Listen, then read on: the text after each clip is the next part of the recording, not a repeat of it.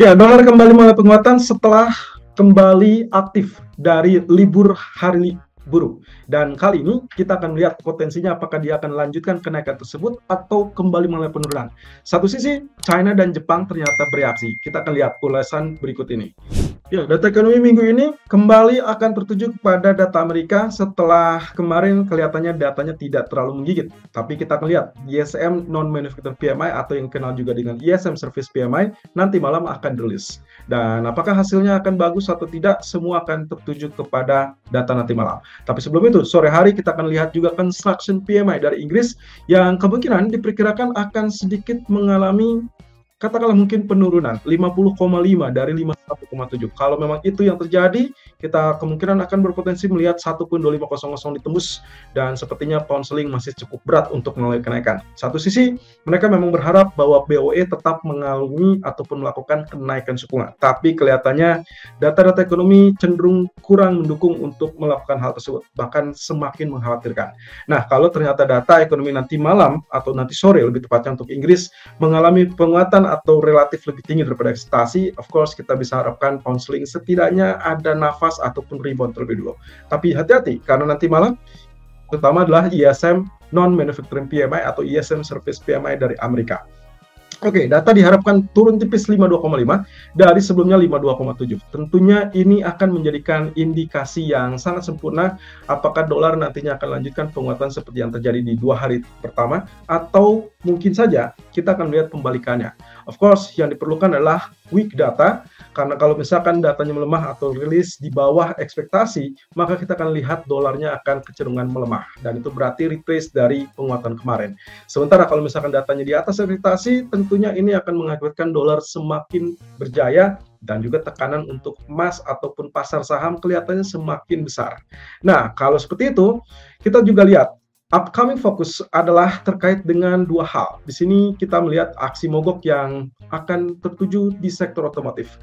Dan kita masih tunggu sampai tanggal 14 September, deadline yang menurut mereka adalah layak untuk ditunggu. Kalau misalkan ternyata tidak terjadi kesepakatan, mereka akan melakukan hal tersebut. Dan bahkan ancamannya adalah berminggu-minggu mereka akan melakukan.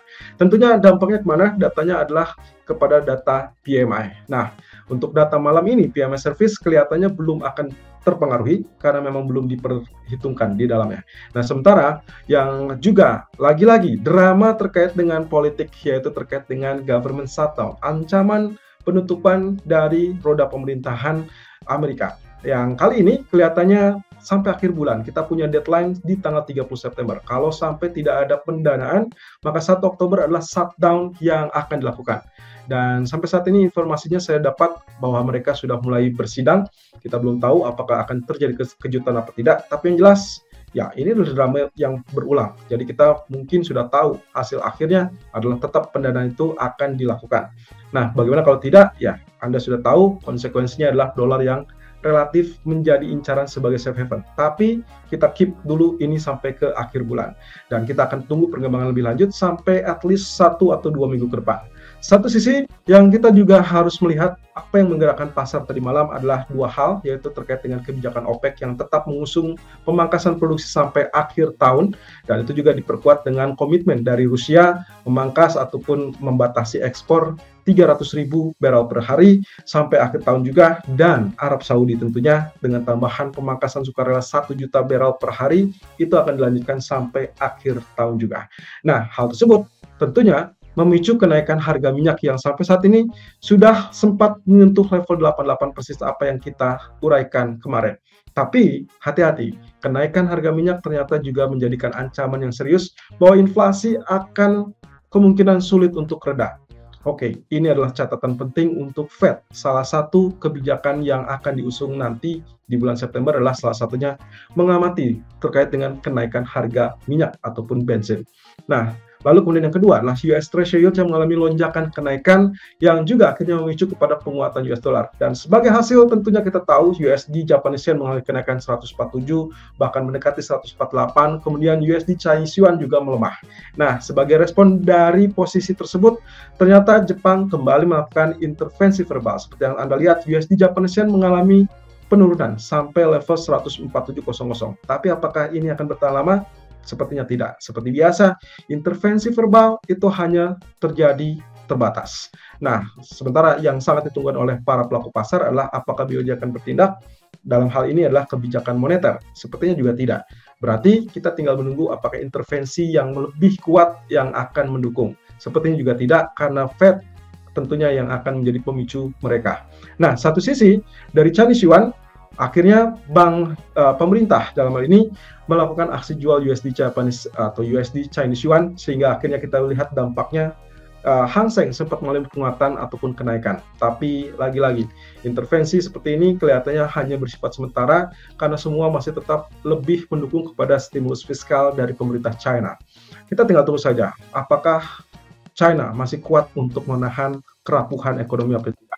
Di satu sisi, jelang rilis data ISM nanti malam, Bank of America memiliki salah satu pandangannya, yaitu terkait dengan data tersebut kemungkinan akan menjadi salah satu pantauan utama untuk US dollar berikutnya. Karena setelah kemarin data ISM manufacturing yang melemah, maka ini adalah konsekuensinya juga ingin melihat dari data sektor jasa.